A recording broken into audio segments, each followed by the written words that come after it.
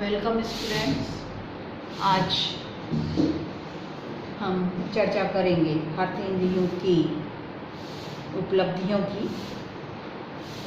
तो भारतेंदु युग में खड़ी बोली गद्य का विकास इस युग की प्रमुख घटना है।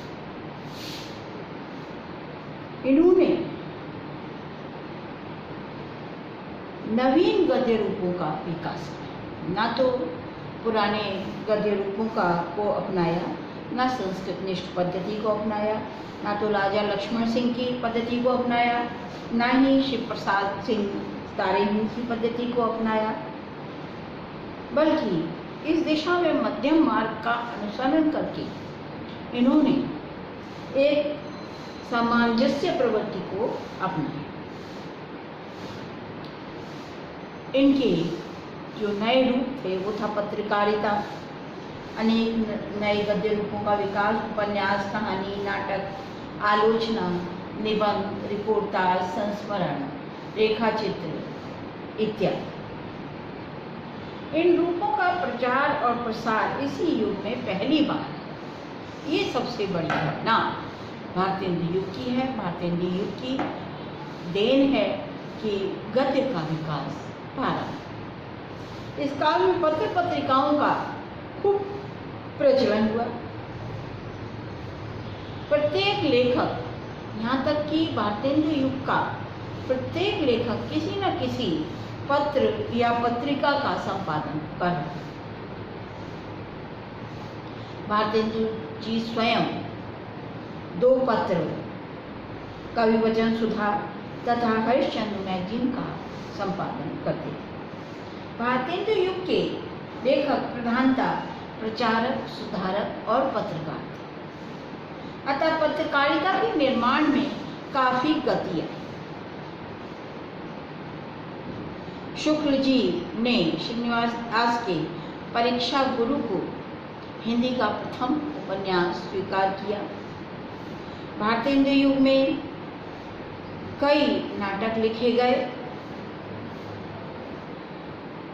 और जिस तरह से मौलिक नाटक लिखे जा रहे थे उस तरह से मौलिक उपन्यास नहीं लिखे। उसका कारण है कि जो ज़्यादा आवश्यकता थी जनता को जागृत करने के लिए, नाटक और एकांकियों के माध्यम से वो अपनी बात कहने के लिए ये नाटक लिखते थे। इस युग में नाटकों का और एकांकियों का बहुत विकास हुआ और हिंदी में पहला नाटक गिरधर दास द्वारा नहुष लिखा गया, जो भारतेंदु जी के पिता के द्वारा लिखा गया। ये नाटक आधुनिक नाटक की कसौटी में भले ही खरे नहीं उतरते, पर प्रारंभ के कारण इनका अपना अलग महत्व। भारतेंदु जी ने अनेक मौलिक नाटक लिखे, अनेक अनुदित नाटकों का समावेश किया और कई रूपांतरित नाटक भी इनके लिखे गए। इनमें साहित्यिकता और नाटकीय गुणों का सुंदर समन्वय है। भारतेंदु की प्रेरणा से अनेक लेखकों ने नाटक और रंगमंचीय नाटकों का निर्माण किया। इनमें देश प्रेम, सुधार, धर्म सुधार की भावनाएं अधिक। आधुनिक जीवन की शैली पर लिखा गया नाटक संयोगिता स्वयंवर है, जो श्रीनिवास दास के द्वारा लिखा गया। भारतेंदु जी की नाटक रचना इसी प्रकार आलोचना का स्वरूप अत्यंत साधारण है और आलोचना का जो विकास है वो भारतेंदु युग की अपेक्षा द्विवेदी युग में अधिक है।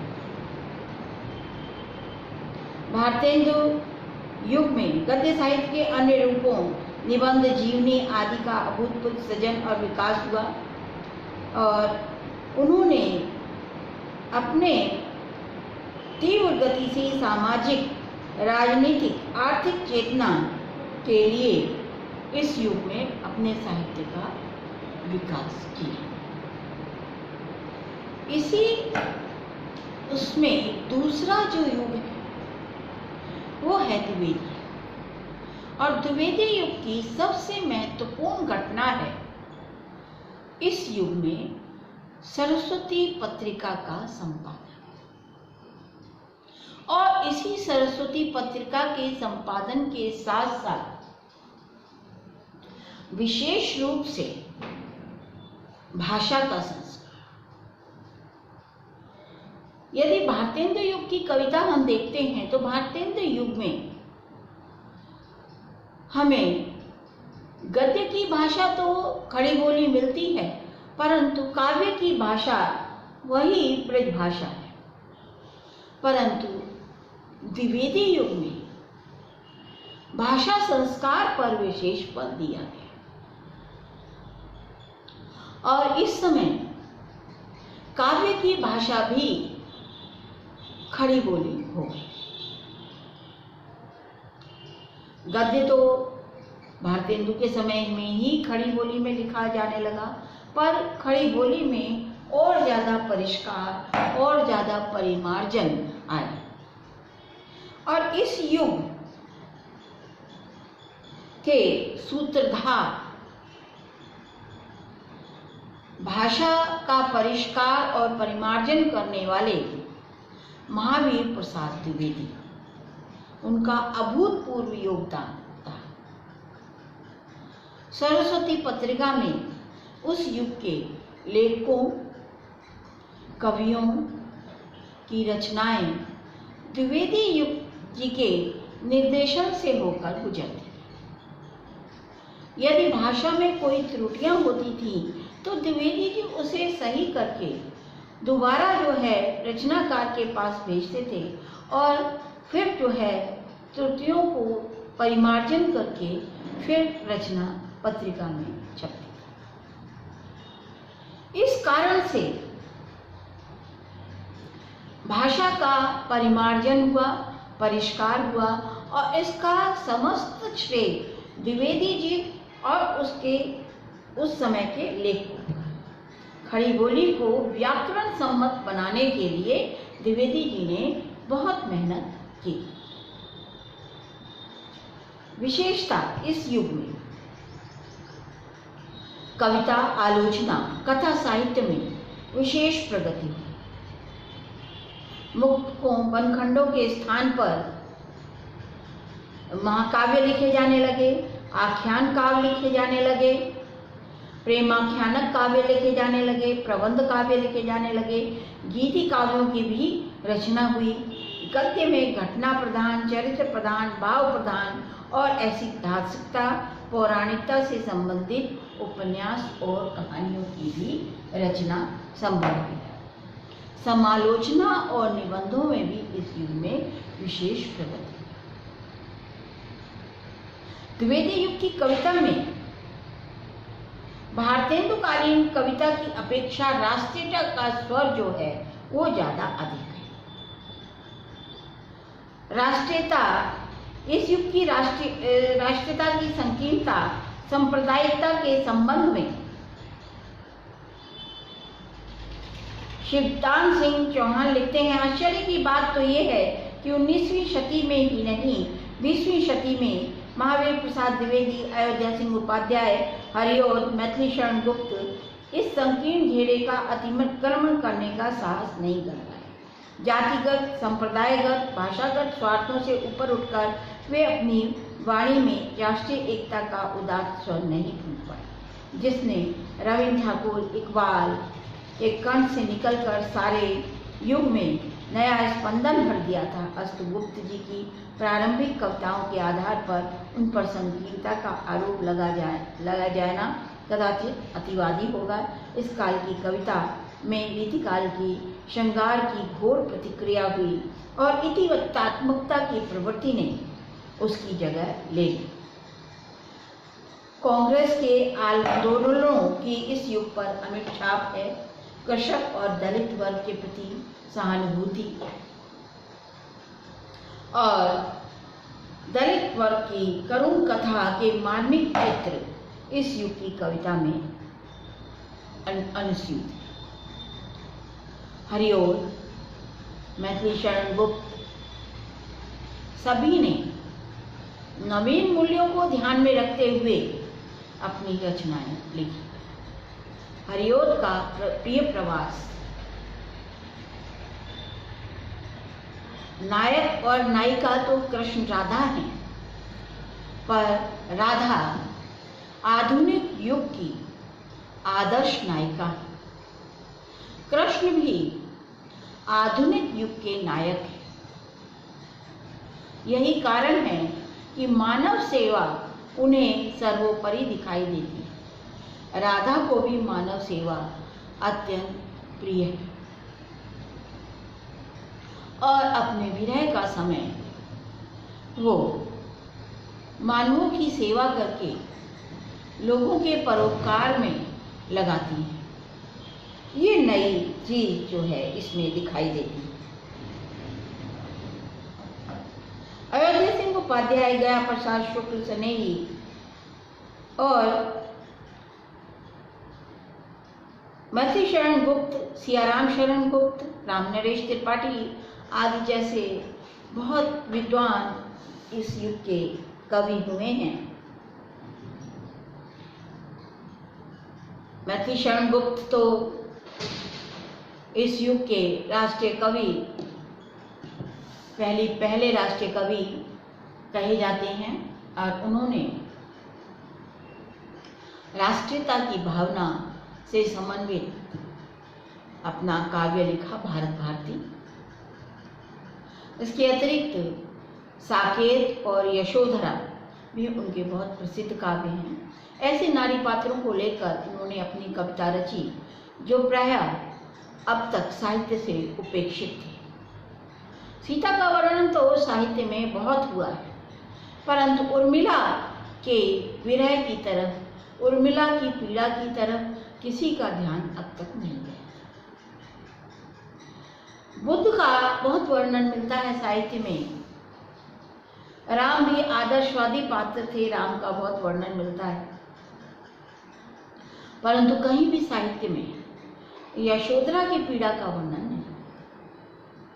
यशोधरा ने गौतम बुद्ध के जाने के बाद स्वयं को क्या महसूस किया और यशोधरा के मन पर क्या गुजरी, क्या समस्याएं थी उसके जीवन में, वो सब दिखाने के लिए मैथिली शरण गुप्त ने उसकी पीड़ा का अंकन किया। इसी तरह से सीता तो राम के साथ चली गई। लक्ष्मण, विवाह के तुरंत बाद लक्ष्मण अपने भाई और अपनी भाभी सीता के साथ वन को चले गए।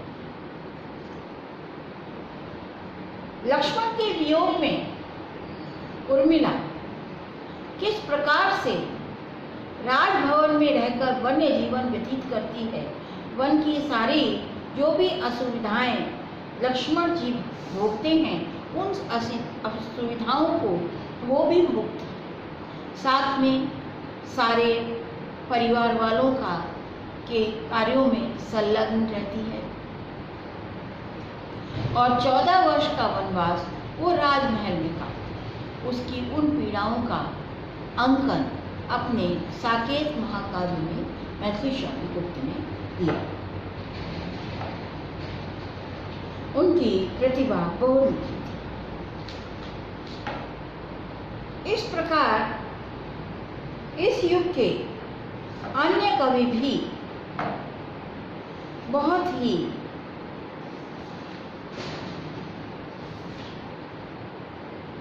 महत्वपूर्ण हैं। प्रेमधन जी, राम नरेश त्रिपाठी तथा श्रीधर पाठक, मैथिली शरण गुप्त, अयोध्या सिंह उपाध्याय, राय देवी प्रसाद पूर्ण, नाथूराम शंकर, रामचरित उपाध्याय इत्यादि। पहले हम भारतेंद्र युग की प्रमुख विशेषताओं की तरफ दृष्टि डालेंगे। फिर हम द्विवेदी युग की कविता की प्रमुख विशेषताओं क्या थी, क्या अंतर आया, उसकी तरफ दृष्टि डालेंगे। तो एक एक करके हम जो है भारतेंदु युग की प्रमुख जो प्रवृत्तियां हैं या प्रमुख विशेषताएं कह सकते हैं उन्हें, उनको मैं यहाँ पर बिंदुवार वर्णन कर रही हूँ। तो सबसे पहले देशभक्ति की भावना। इस युग की राजनीति के अनुरूप हिंदी कविता में देशभक्ति और राजभक्ति दोनों ही चलती थी। भारतेंदु जी ने एक तरफ तो विदेशी शासन के प्रति संतोष व्यक्त किया है और दूसरी तरफ रोष व्यक्त। अंग्रेज राज सुख साज सजे सब बारी, पैब धन विदेश चली जात यह अति ख्वारी। देश की राजनीतिक सामाजिक स्थिति अधःपतन को देखकर अतीत का गौरवगान करके उन्नयन की चेष्टा की है और इस तरह की देशभक्ति में किसी भी प्रकार की चाटुकारिता नहीं है। उन्होंने देश की दशा का सिंहावलोकन किया है। भीतर भीतर सब रस चूसे, बाहर से तन मन धन मुँह से, जाहिर बातन में अति तेज, क्यों सखी साजन नहीं अंग्रेज। इनकी कविता में विदेशी वस्तुओं के व्यवहार पर शोभ व्यक्त किया गया। देश की जागृति के लिए ईश्वर से बार बार वंदना की। कुछ आलोचकों ने इस काल की राष्ट्रीयता पर सांप्रदायिकता का दोष लगाया और उनका कहना है कि उनका प्रेम एक ओर तो हिंदू पुनरुत्थानवाद की मुस्लिम विरोधी सांप्रदायिकता है, तो दूसरी ओर राजभक्ति की अवसरवादिता के संकीर्ण घेरे में अंत तक चक्कर काटता है। कहते हैं कि इस कवियों की जातीयता पुनरुत्थान में मुस्लिम जाति के अहित या विरोध का कहीं भी समावेश नहीं और उस समय की राष्ट्रीयता का स्वरूप इतना व्यापक भी नहीं था। दूसरी बात मैंने पहले भी कही थी कि राजभक्ति करने के भी कारण थे, क्योंकि जो कविताएं छपती थीं, जो उनके संदेश, जो उनकी पत्रकारिता थी, वो सारी की सारी अंग्रेजी प्रेस पर निर्भर थी। यदि वो इस प्रकार न करते तो जंग जागरण का संदेश किस प्रकार से देते। अतः उन पर ये आरोप लगाना निराधार है। प्राचीनता और नवीनता का समावेश। जहाँ एक ओर नवीन विषय देश सुधार, समाज सुधार, देश प्रेम आदि समावेश हुआ उनका, वहीं दूसरे तरफ पुराने भक्त कवियों की तरह इस युग में कृष्ण भक्ति के पद भी लिखे गए, लीला आदि के पदों का गुणगान भी